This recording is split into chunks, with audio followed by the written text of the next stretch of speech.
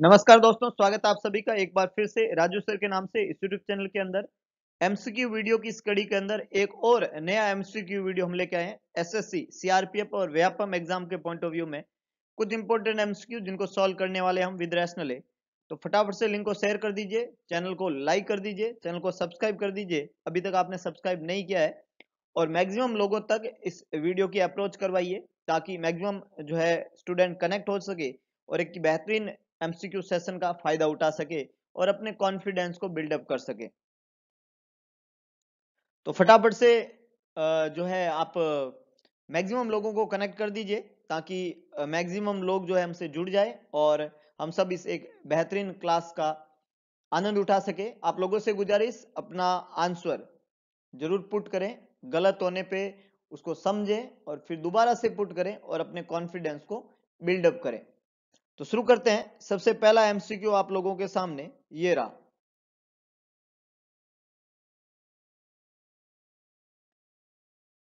A patient is being evaluated for hepatitis. मरीज है जिसका इवेल्युएशन कर रहे हो आप हिपेटाइटिस, और कौन सा हिपेटाइटिस? हिपेटाइटिस ए के लिए।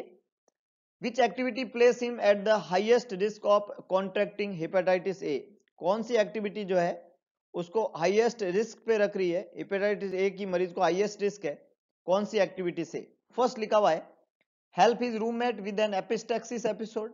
अगर रूममेट को एपिस्टैक्सिस एपिसोड हो रहा है और अगर वो इंडिविजुअल उसकी मदद कर रहा है तो इससे उसको रिस्क है हेपेटाइटिस ए की। Receiving N elective blood transfusion after surgery, surgery के बाद में एक इलेक्टिव ब्लड ट्रांसफ्यूजन रिसीव कर रहा है पेशेंट, उससे उसको रिस्क है। Eating a shrimp platter at a local restaurant, किसी लोकल रेस्टोरेंट में कोई एक डिश है जो खा रहा है पेशेंट।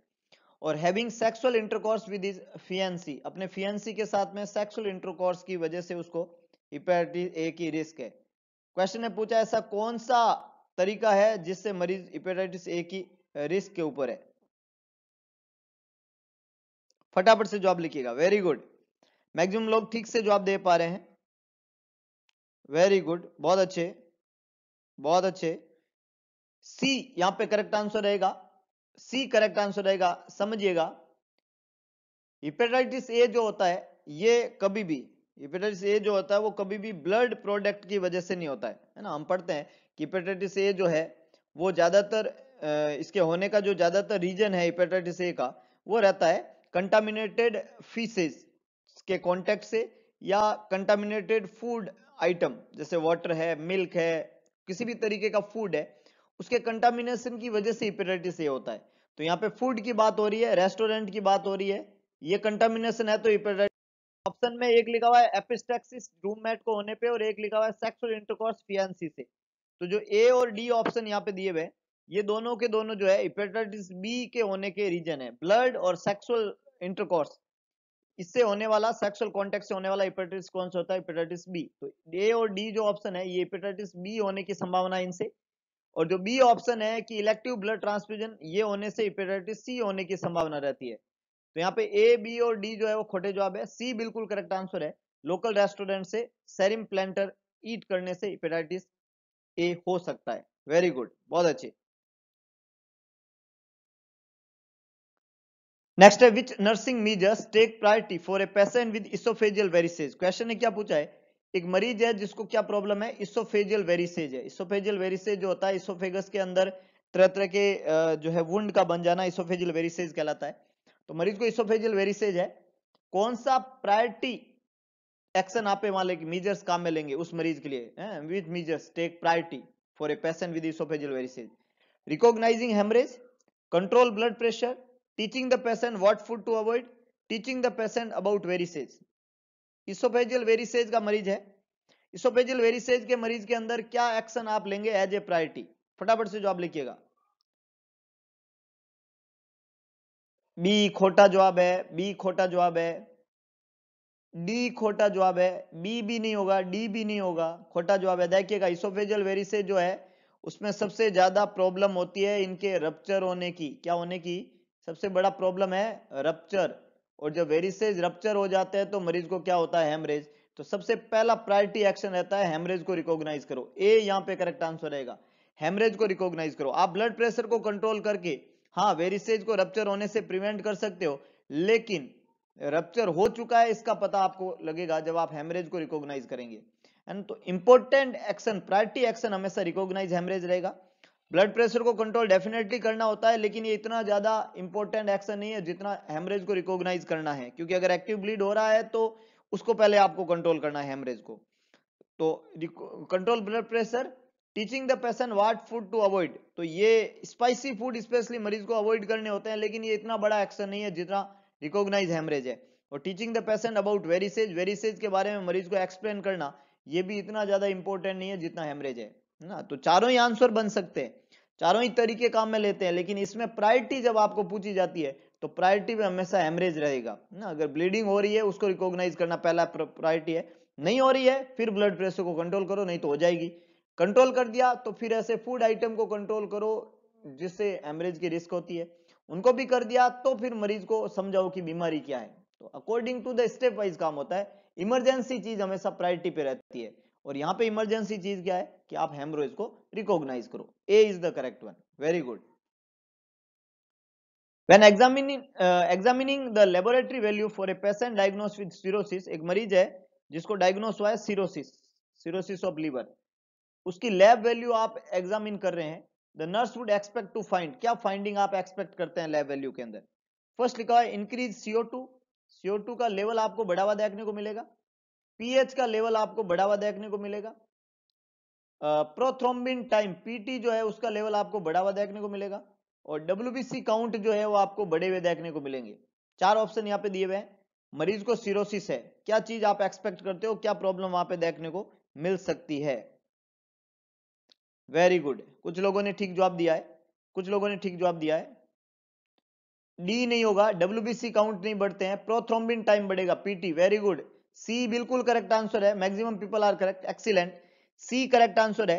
क्लॉटिंग फैक्टर जो है वो प्रोड्यूस नहीं हो पाएंगे नॉर्मली, क्योंकि लीवर सिरोसिस हो चुका है, और जब क्लॉटिंग फैक्टर नॉर्मली प्रोड्यूस नहीं होते तो प्रोथ्रोम्बिन टाइम जो है वो एलिवेटेड हो जाता है, प्रोलॉन्ग हो जाता है, और मरीज जो है वो ब्लीडिंग की रिस्क पे होता है। किसकी रिस्क पे होता है? ब्लीडिंग की रिस्क पे। इसलिए हम इस मरीज को विटामिन के इंजेक्टेबल देते हैं ताकि ये ब्लीडिंग की रिस्क को मिनिमाइज करे। विटामिन के क्लॉटिंग फैक्टर जो है उनको सिंथेसिस में मदद करता है। सेकंड 7, 9 और 10।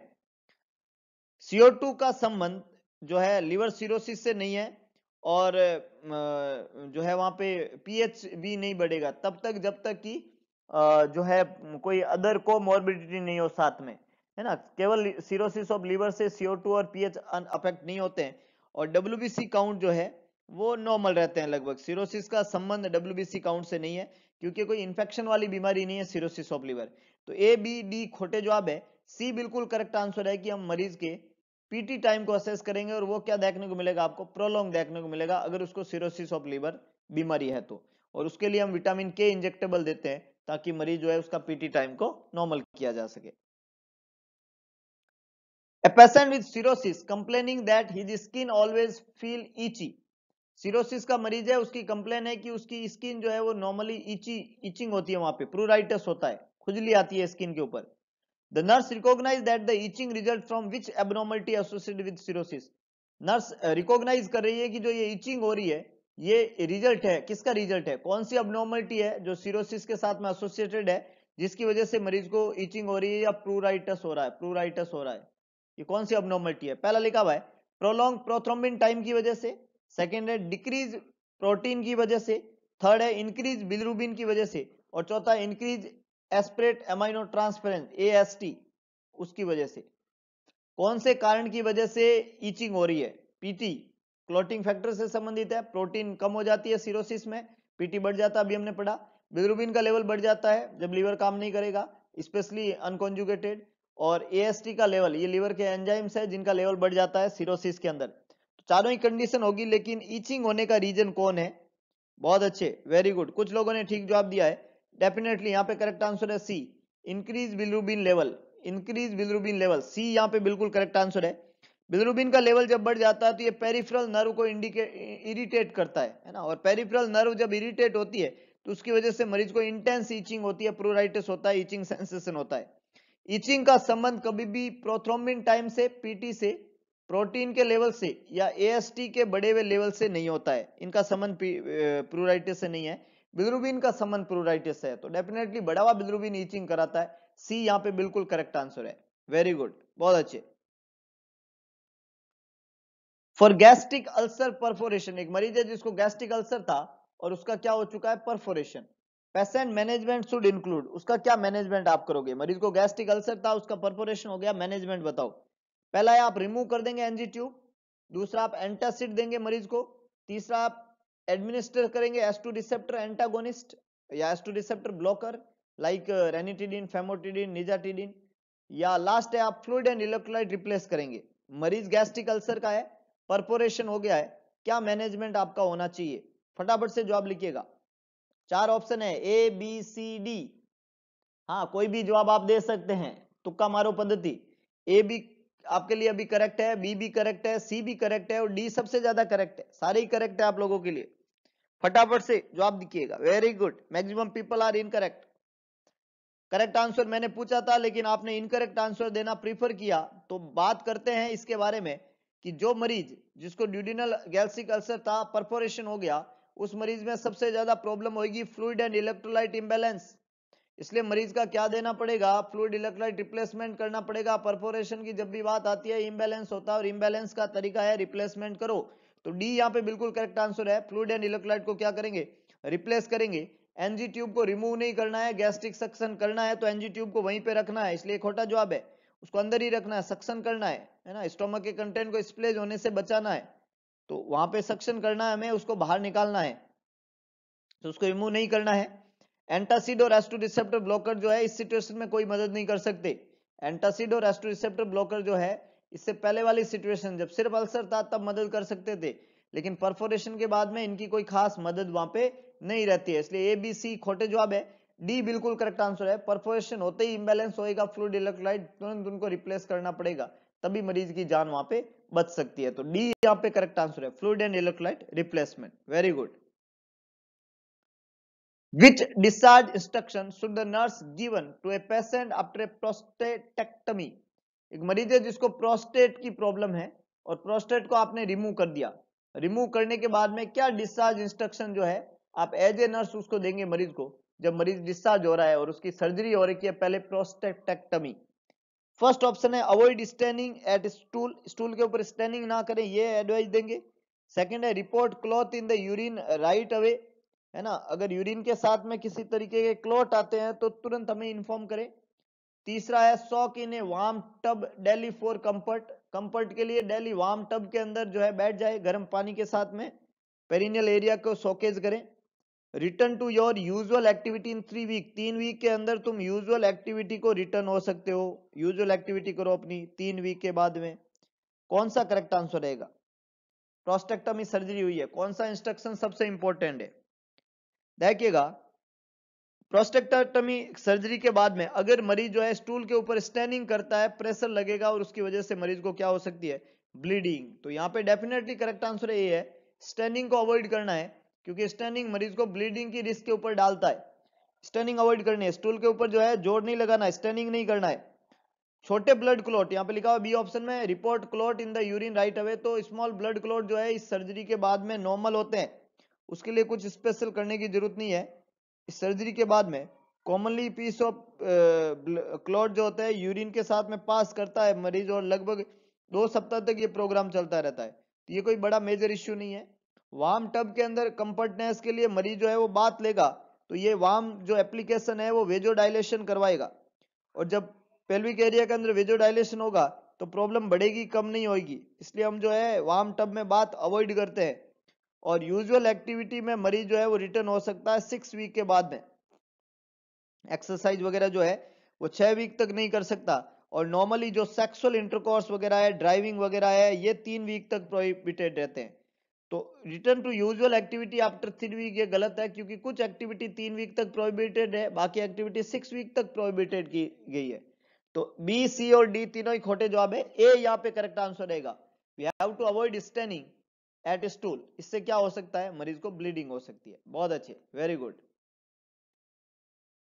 Which discharge instruction should the nurse give to a patient undergoing treatment for acute pyelonephritis? एक मरीज है उसका ट्रीटमेंट जो हुआ है वो एक्यूट पाइलोनेफ्राइटिस का ट्रीटमेंट हुआ है, मरीज जो है क्या इंस्ट्रक्शन मरीज को डिस्चार्ज के समय आप देंगे एज ए नर्स, देना प्रीफर करेंगे? फर्स्ट है avoid consuming any dirty product, return for follow up urine culture, stop taking the prescribed antibiotic used when your sign and symptoms subside, और recurrence is unlikely because you have been treated with antibiotic। चार option यहाँ पे दिए हुए हैं। पहला option कह रहा है डेयरी प्रोडक्ट को कंज्यूम करना अवॉइड करो, दूसरा कह रहा है कि यूरिन कल्चर के लिए फॉलोअप पे जाओ, तीसरा कह रहा है कि एंटीबायोटिक ले स्टॉप कर दो एंटीबायोटिक जो प्रिस्क्राइब की गई है क्योंकि तुम्हें कोई भी साइन एंड सिम्टम नहीं है, तुम सबसाइड हो चुके हो, और लास्ट है recurrence is usually because you have been treated with antibiotic, है ना, रिकरेंस होती है इसमें ज्यादातर क्योंकि तुम्हें एंटीबायोटिक से ट्रीट किया गया था। Which is the correct one? Very good, कुछ लोगों ने ठीक जवाब दिया, बी यहाँ पे करेक्ट आंसर है, return for follow up urine culture. जो भी पाइलोनेफ्राइटिस का मरीज है उसको इंस्ट्रक्शन देंगे अपन कि वो जो है फॉलोअप के अंदर आए, यूरिन कल्चर की नीड होती है बिकॉज एसिम्टोमेटिक जो बैक्टीरिया है उसमें बैक्टीरिया का पता लगाना है तो यूरिन कल्चर से ही पता लगेगा। डेयरी प्रोडक्ट कंजप्शन का जो है वो कभी भी पाइलोनेफ्राइटिस के ट्रीटमेंट में इसका कोई रोल नहीं है, कोई रोल प्ले नहीं करते, इसलिए ये तो बिल्कुल खोटा जवाब है, ये तो सही हो ही नहीं सकता। यूरिन आउटपुट जो होता है मरीज का वो जो है 30 ml से ज्यादा होना चाहिए, ये नॉर्मल है ना। और थोड़ी बहुत ब्लीडिंग, जैसा सी ऑप्शन में लिखा हुआ है कि थोड़ी बहुत ब्लीडिंग हो रही है सर्जिकल साइड से, उसको नॉर्मल माना जाता है, ये कोई बीमारी नहीं है, थोड़ी बहुत ब्लीडिंग होना सर्जिकल साइड से कोई बीमारी नहीं है। और एंटीबायोटिक से रिकरेंट ट्रीटमेंट हम यहाँ पे नहीं करते हैं, ये इंपॉर्टेंट बात है। तो करेक्ट आंसर यहाँ पे क्या रहेगा? B, return for follow up urine culture. A C और डी जो है वो खोटे जवाब है, बी बिल्कुल करेक्ट है। बहुत अच्छे, very good. A patient has undergone a radical cystectomy, मरीज को रेडिकल सिस्टेक्टमी नाम की सर्जरी हुई है, and has an ileal conduit, और इलियम वाले पार्ट को लेके कॉन्डोइट बना दिया गया है वहां पे, है ना, ताकि यूरिन और स्टूल जो है वो पास किया जा सके, तो इलियल कॉन्डोइट बना दिया वहां पे for the treatment of bladder cancer. Which post-operative assessment finding should the nurse report to the physician immediately? क्या पोस्ट ऑपरेटिव फाइंडिंग आपको ऐसी मिलेगी कि आप तुरंत रिपोर्ट करेंगे फिजिशियन को? A red moist stoma, a dusky stoma, urine output of more than 30 ml per hour, slight bleeding from the stoma when changing the appliance। फटाफट से जवाब लिखिएगा। वेरी गुड,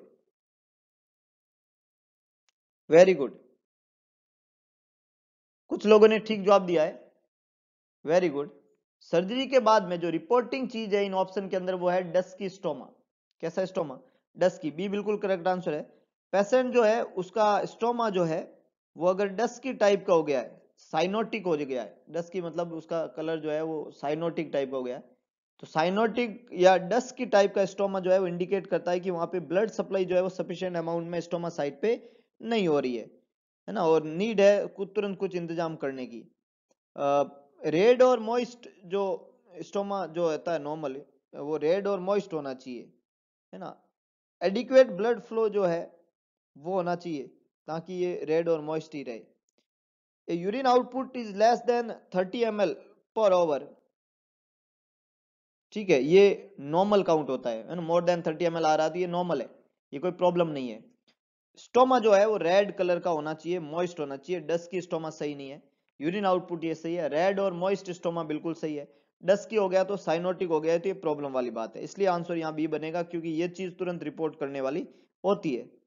थोड़ी बहुत ब्लीडिंग जो है स्टोमा साइड से चेंज करते समय आना भी नॉर्मल इंटेस्टाइनल म्यूकोसा की फ्रेजिलिटी के कारण हो रहा है, ये भी नॉर्मल है।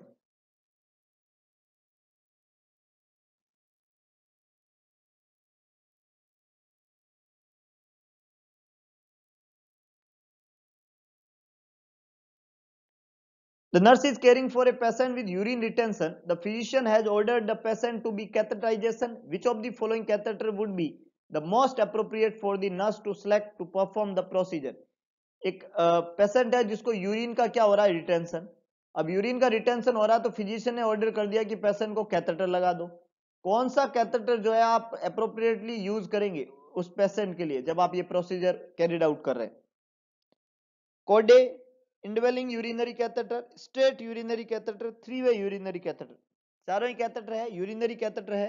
आप कौन सा यूज करेंगे? तब जब यूरिन का रिटेंशन हुआ है और फिजिशियन ने ऑर्डर किया है कि पेशेंट को कैथेटराइज कर दो, तो आप कौन सा कैथेटर लगाएंगे? वेरी गुड, कुछ लोगों ने ठीक जवाब दिया, कुछ लोगों ने खोटा जवाब दिया। इंडवेलिंग यूरिनरी कैथेटर, बी आंसर जिन लोगों ने दिया वो बिल्कुल खोटा जवाब है। बी आंसर तो बिल्कुल भी नहीं होगा। Urinary retention usually temporary problem होती है और इसको ज्यादातर हम प्रीफर करते हैं टेम्पररी कैथेटर जो कि है स्ट्रेट कैथेटर। सी यहाँ पे करेक्ट आंसर है। स्ट्रेट कैथेटर एक टेम्पररी कैथेटर है जो काम में लिया जाता है यूरिनरी ब्लैडर वाले प्रॉब्लम वाले मरीजों के अंदर। एक ऑप्शन है कोडे, है ना, कोर्डे कैथेटर। कोर्डे कैथेटर जो होता है उसको उसको तब यूज करते हैं जब मरीज का बीपीएच है और उसका नॉर्मल कैथेटर भी बड़ा मुश्किल से जा रहा है, जा ही नहीं रहा है ना, तो वहां जो यूज किया जाता है उसको कोर्डे कैथेटर कहते हैं। तो कोर्डे कैथेटर ज्यादातर एनलार्ज प्रोस्टेट के मरीज में जब कैथेटराइजेशन नहीं होता तब यूज करते हैं।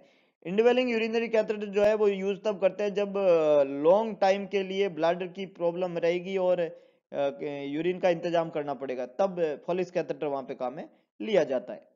तो कोडे यहाँ पे गलत है, इनवेलिंग कैथेटर गलत है, और थ्री वे कैथेटर जो है वो प्रोस्टेट की सर्जरी के बाद में काम में लिया जाता है। प्रोस्टेट की सर्जरी के बाद में ब्लैडर को इरिगेट करने के लिए थ्री वे कैथेटर काम में लेते हैं। तो यहाँ पे कोडे भी गलत है, इनवेलिंग कैथेटर भी गलत है और थ्री वे कैथेटर भी गलत है। करेक्ट आंसर है स्टेट कैथेटराइजेशन, है ना। स्टेट जो है कैथेटराइजेशन जो है वो करेंगे एक बार के लिए और मरीज को यूरिन पास करा देंगे और लेटर ऑन जो है अगर क्रॉनिक जरूरत पड़ेगी तो फिर उसको फॉलिस कैथेटर लगाएंगे। तो यहाँ पे करेक्ट आंसर है सी, स्ट्रेट कैथेटराइजेशन। बहुत बढ़िया, कुछ लोगों ने ठीक जवाब दिया लेकिन कुछ लोगों ने बिल्कुल खोटे जवाब भी दिए हैं। सोच समझ के जवाब दें, चीजों को समझे फिर जवाब दें, तब सही होगा। A patient is injected with a radiographic contrast medium and immediately shows a sign of dyspnea, flushing and pruritus. Which intervention should take priority? Question है क्या पूछा, एक मरीज है जिसको रेडियोग्राफिक कॉन्ट्रास्ट मीडियम वहां पे काम में लिया, कॉन्ट्रास्ट मीडियम काम में लेती इमीडिएटली मरीज को डिस्निया, सांस में दिक्कत हो रही है, फ्लशिंग हो रही है, प्रूराइटिस हो रही है। कौन सा इंटरवेंशन एज ए प्रायोरिटी वहां पे आप लेंगे as a nurse? Checking his vital sign, making sure his airway is patent, applying a cold pack to the IV site, calling the physician। चार ऑप्शन यहाँ पे दिए हुए हैं। जब भी मरीज का सीटी स्कैन करते हैं और उसमें कोई कॉन्ट्रास्ट मीडियम काम में लेते हैं तो उसको लेने से पहले एलर्जी चेक करना होता है कि उसको उस कॉन्ट्रास्ट मटेरियल से एलर्जी तो नहीं है। एलर्जिक रिएक्शन जब भी होती है बॉडी के अंदर तो मरीज को डिस्निया और फ्लशिंग और प्लूराइटिस हो रही है, तो ये एलर्जिक कंडीशन हो गई कॉन्ट्रास्ट से। अब जब एलर्जी हुई है तो प्रायोरिटी क्या रहेगी, आप वाइटल चेक करेंगे या एयरवे को पेटेंट करेंगे या कोल्ड पैक काम में लेंगे या फिजिशियन को कॉल करेंगे? तो आपको सारी प्रायोरिटी लगेगी और आप अपनी अपनी मर्जी से जवाब भी देके आते हैं एग्जाम के अंदर कि साहब वाइटल चेक करते हैं कुछ लोग, कुछ एयरवे को प्रायोरिटी देते हैं, कुछ कोल्ड पैक लगाते हैं, कुछ फिजिशियन। लेकिन यूनिवर्सल रूल क्या है, सांस है तो आस है, और सांस है कहाँ है, सांस सांस यहाँ पे है, और सांस कौन से ऑप्शन में, बी में। सांस को ढूंढना है, कहाँ है सांस, बी में है सांस, बी ने बोला मेरे पास है, तो जवाब क्या बनेगा, बी। बी यहाँ पे करेक्ट आंसर है। श्योर करना है कि एयरवे पैटर्न है कि नहीं है। एलर्जी कंडीशन में जिसको सांस में दिक्कत हो रही है उसका सांस पहले ठीक करो, सांस ठीक करेंगे तब आस बचेगी, है ना, जिंदा रहेगा इंडिविजुअल। तो ये करना है। वाइटल लेंगे हम, आईवी साइट के ऊपर कोल्ड एप्लीकेशन करेंगे, वहां पे एलर्जी हुई तो वहां भी प्रॉब्लम हुई है, हम फिजिशियन को भी कॉल करेंगे, लेकिन सबसे पहले है उसके एयरवे को पेटेंट करो, ये मेक श्योर करो ताकि मरीज जिंदा बच पाए। तो डेफिनेटली यहाँ पे करेक्ट आंसर क्या बनेगा, B, making sure is airway is patent. Very good. When caring for a patient following surgical ablation of the pituitary gland का surgical ablation यहाँ पे आपने किया है pituitary gland का, the nurse should be alert for what condition? एक मरीज है जिसको pituitary gland का जब surgical ablation हम कर देते हैं तो कौन सी कंडीशन डेवलप होने की संभावना है? pituitary gland का surgical ablation कौन सी प्रॉब्लम बनने की संभावना है? एडिसन डिजीज हो जाएगा, कुशिंग सिंड्रोम हो जाएगा, डायबिटीज इंसिपिटस हो जाएगा, हाइपोथायरॉयडिज्म हो जाएगा। चारों कंडीशन में से क्या कंडीशन मरीज में बनने की संभावना है जिस मरीज का हम सर्जिकल एब्रेशन किया हमने पिट्यूटरी ग्लैंड का?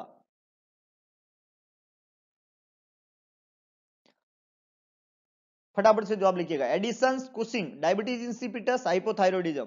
अगर आपने इन चारों कंडीशन को पढ़ा है तो डेफिनेटली इसका जवाब आप दे पाएंगे, और कुछ लोगों ने ठीक से पहचाना भी है। हम पढ़ते हैं कि डायबिटीज इंसिपिटस का वैसे तो एग्जैक्ट कोज हमें नहीं पता, लेकिन उसके होने के कारणों के अंदर हेड का इंजुरी, ब्रेन को ट्रॉमा और ब्रेन की सर्जरी जिसमें पिट्यूटरी ग्लैंड का सर्जिकल एब्रेशन एक कारण बनता है डायबिटीज इंसिपिटस का। तो जब भी पिट्यूटरी ग्लैंड का सर्जिकल एब्लेशन करते हैं तो उसके बाद में ज्यादातर मरीजों को डायबिटीज इंसिपिटस हो जाता है। सी बिल्कुल करेक्ट आंसर है, डायबिटीज इंसिपिटस हो जाता है। एडिसन और कुशिंग जो है वो एड्रिनल ग्लैंड से संबंधित है और हाइपोथायरॉयडिज्म थायराइड ग्लैंड से संबंधित है। तो पिट्यूटरी ग्लैंड का एक कॉम्प्लिकेशन है डायबिटीज इंसिपिटस, और ये होने की संभावना होती है जिन मरीज में पिट्यूटरी ग्लैंड का सर्जिकल एब्लेशन करते हैं। तो यहाँ पे करेक्ट आंसर रहेगा सी। कुछ लोगों ने ठीक जवाब दिया है, कंसेप्ट पता होना चाहिए। Surgical ablation pituitary gland will lead two diabetes insipidus, जिसमें एडीएच हार्मोन, वैसोप्रेशन हार्मोन जो होता है उसकी बॉडी में डेफिशिएंसी हो जाती है, उसकी वजह से ये डायबिटीज इंसिपिटस डिजीज होती है, एंटी डायबिटिक हार्मोन की डेफिशिएंसी। मरीज में पॉलीयूरिया देखने को मिलता है, पॉलीडिप्सिया भी प्रेजेंट होता है, ये डायबिटीज इंसिपिटस के क्लिनिकल साइन होते हैं। तो ये कुछ इंपॉर्टेंट एमसीक्यू आज के वीडियो लेक्चर में हमने पढ़े। होप सो आपको वीडियो पसंद आया होगा। तो वीडियो को लाइक करें, वीडियो को शेयर करें, कमेंट बॉक्स में अपना सुझाव देना ना भूले। और इसके अलावा एक काम करें, भगवान कृष्ण ने कहा था कि सारथी बने, स्वार्थी ना बने। तो सारथीपन दिखाएं, मैक्सिमम लोगों तक अप्रोच करवाएं जिनको जरूरत है इस तरीके के कंटेंट की।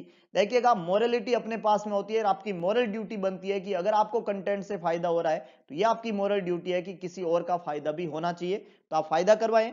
इसके अलावा एक काम करें कि मैक्सिमम लोगों को जागरूक करें अपनी यूनियन के लिए, अपने हक के लिए। कुछ लोग लड़ रहे हैं, दिन रात लड़ रहे हैं, इस माहौल में लड़ रहे हैं, सपोर्ट करें उनको। जहां जहां आप सपोर्ट कर सकते हैं वहां सपोर्ट करें, और सपोर्ट करके अपने इस प्रोफेशन को जो है थोड़ी स्ट्रेंथ दे, ताकि जो है अपने हक की लड़ाई हो सके और हम जो है आगे बढ़ सके। इस एक बढ़िया जो है हमने मांगे ली है, जो हमने मांग को रखा है उसको प्राप्त करने में एक अच्छा स्टेप उठा सके। तो सपोर्ट करें सब जगह, लोगों को आगे बढ़ने में मदद करें, किसी का सहारा बने, किसी की मदद करें। सहारा बन के मदद करके हम वास्तव में कुछ अच्छा कर रहे हैं, ये सोच के साथ में आगे बढ़ सकते हैं। और जब अपना भला होता है तो सबका भला भी साथ में होता है। तो ये सब करें और मिलते हैं दोबारा नई एनर्जी, नए टॉपिक के साथ में, कुछ नए एमसीक्यू जो मदद करेंगे, हमें जिंदगी में एक राह दिखाएंगे और हमें अपने टारगेट तक पहुंचाने में मदद करेंगे। तब तक के लिए जय हिंद, जय भारत, जय नर्सेज।